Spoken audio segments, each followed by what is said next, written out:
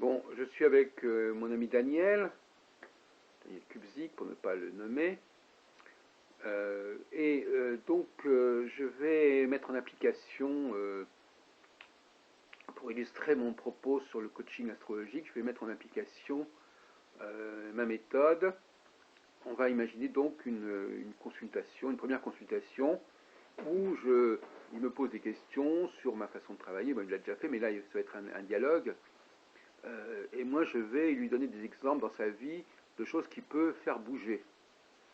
Alors, donc, voilà. Donc, nous sommes actuels. Alors, donc, ce que j'avais dit tout à l'heure dans mon discours, c'est qu'il faut tenir compte de la réalité globale. Or, la réalité globale actuellement favorise la phase que j'appelle la phase 1, c'est-à-dire une phase où il faut trouver plus d'indépendance.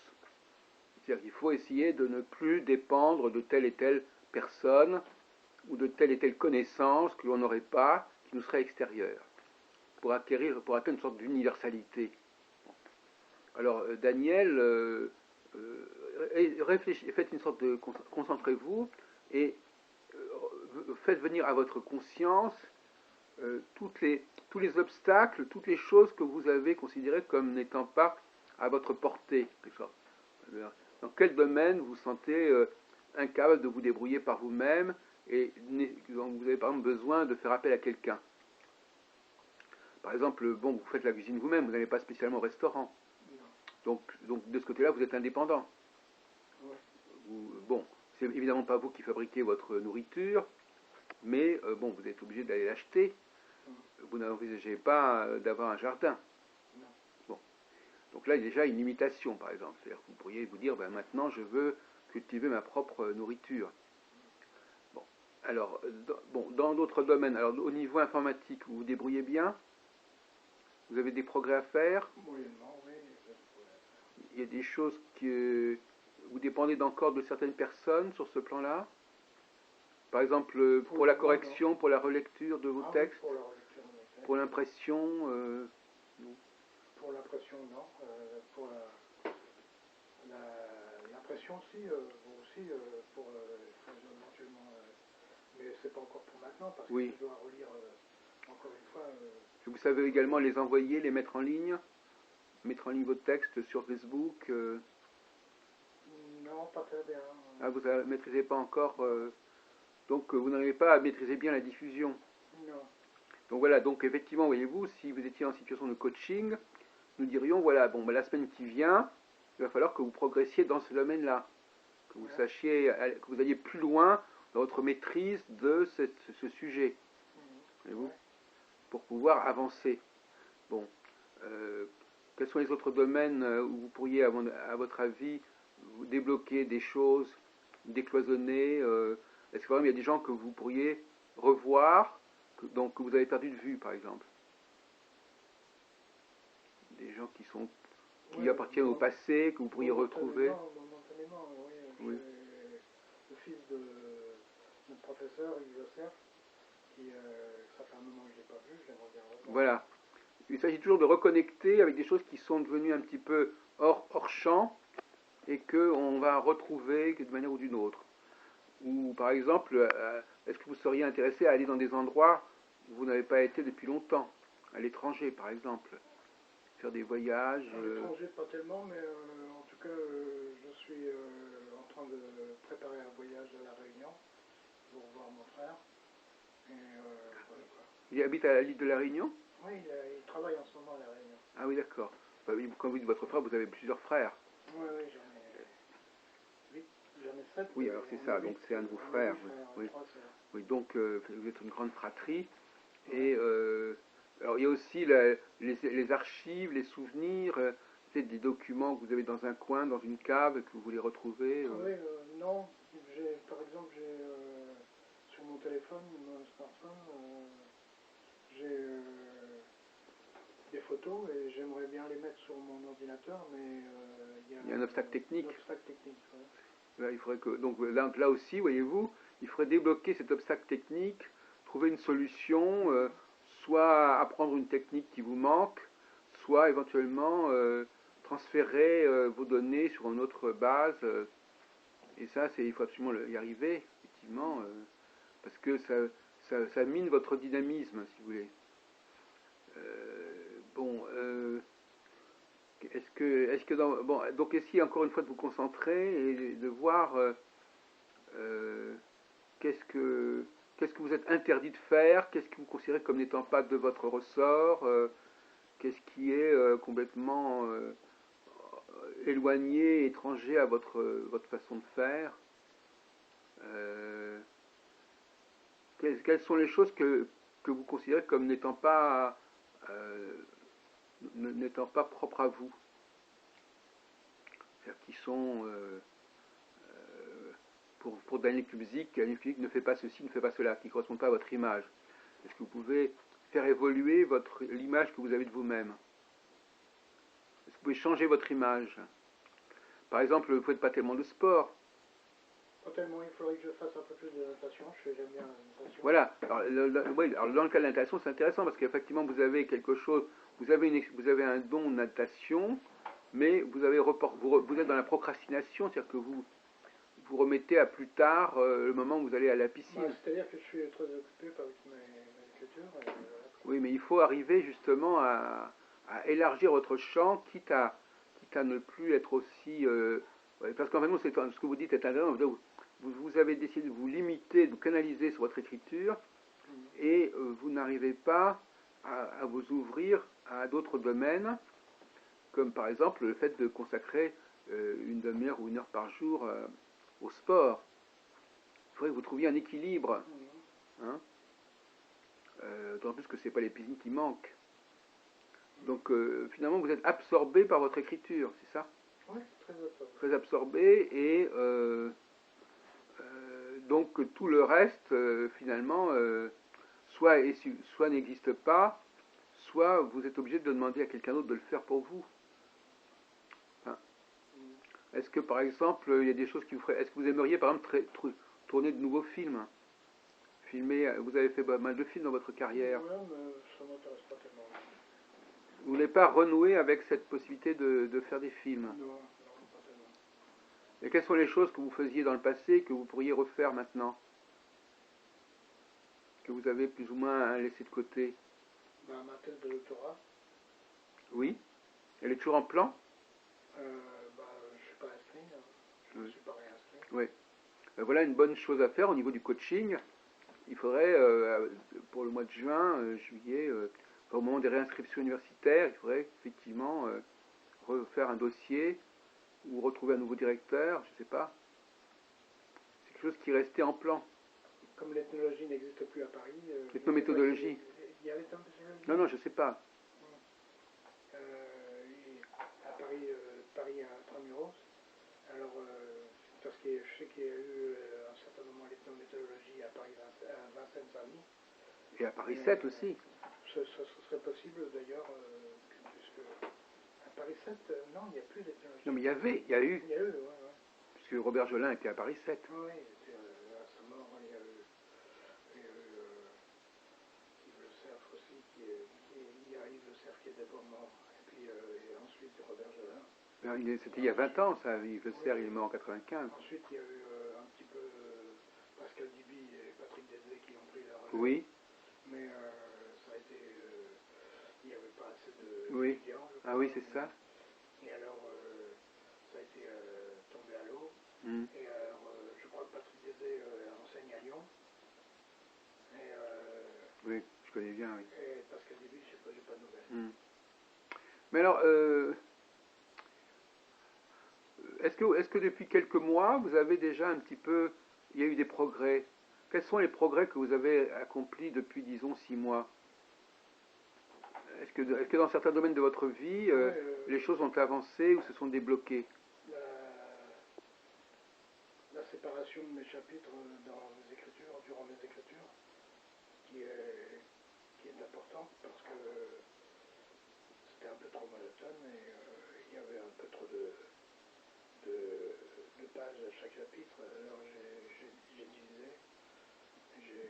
Et alors voilà quoi, je suis en train de terminer les 12 livres de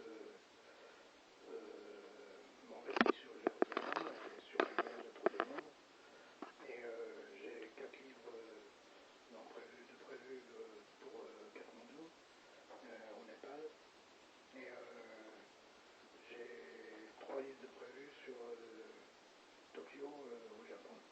Alors si vous faites le bilan depuis un an, il y a un an, vous en étiez où il y a un an? Au mois de février, au mois de mars 2013. J'avais des tas d'écritures que je n'avais pas revues globalement. Hmm. Et je passe du coq à l'âne, je passe de Tokyo à Katmandou, à Jérusalem au fur et à mesure que j'écris. C'était ça à l'époque. Parce que depuis, l'eau a passé sous les ponts et je peux faire le rassemblement de ces voyages en un récit qui raconte l'ensemble, non plus séparément, comme j'avais l'intention de le faire au début. D'accord. Et alors, en ce qui concerne votre relationnel, est-ce qu'il a évolué votre relationnel avec les gens autour de vous? Est-ce que vous avez modifié vos relations avec certaines personnes? Peut-être moins dépendant ou... Ouais. J'ai revu mon abstinence alimentaire et sexuelle lorsque j'étais à Jérusalem pendant la Pâque juive. Et j'en profite maintenant. Quoi. Donc abstinence, ça veut dire qu'on se passe de certaines choses. J'en prends conscience maintenant beaucoup plus facilement que avant d'aller à Jérusalem. Et Jérusalem, ça remonte aussi au déluge, ça. Bah oui, c'était en 82. Oui, donc finalement, vous reconnectez avec des périodes de votre vie très anciennes, en fait. C'est comme si c'était hier.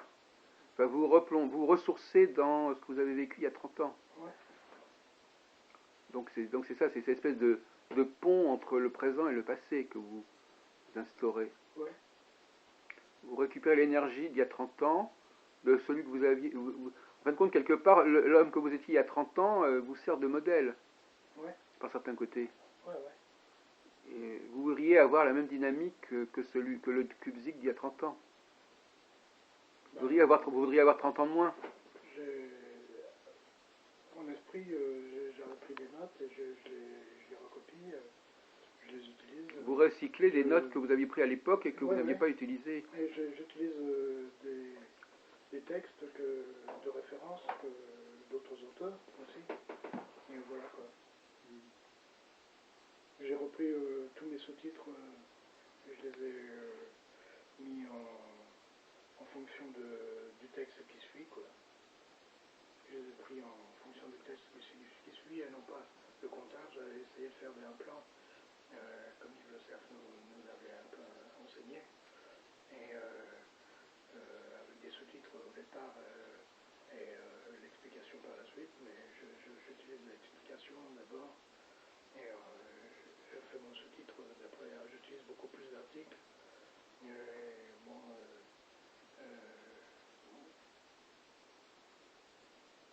Alors, est-ce que vous comptez... bon, on va changer un peu de sujet. Enfin, si on peut dire. Il y a des gens sur qui vous comptez actuellement, qui peuvent vous aider, ou bien vous comptez sur personne? oui, j'ai des amis. Hein. Mais ils peuvent vous apporter quelque chose, ces amis? Qu'est-ce que vous attendez d'eux?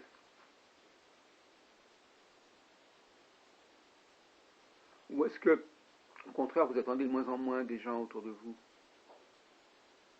Oui, j'attends toujours de moins en moins en même temps, mais de plus en plus en même temps, ça dépend. Ça dépend à quel sujet. Je suis très demandeur d'un point de vue social et d'une sociabilité qui m'a fait défaut à un certain moment de ma vie. Oui. Et en fait, voilà quoi. Mmh. Donc, de ce point de vue-là, vous voudriez être vous voudriez mieux communiquer, par exemple, qu'on vous a plus apprécié pour ce que vous faites, Ouais. plus reconnu. Ouais. Et qu'est-ce que vous pensez faire pour pouvoir y arriver? Vous voudriez, par exemple, publier vos travaux? Ouais. Trouver un éditeur? Ouais. Donc c'est ça, on en arrive à ça. C'est le truc, ce serait d'arriver au stade d'être publié. Ouais. Et pour ça, est-ce que vous avez trouvé, est-ce que vos travaux ont pris une forme qui permet plus d'être publiés? Pas pour le moment. Il y a Oui. Voilà.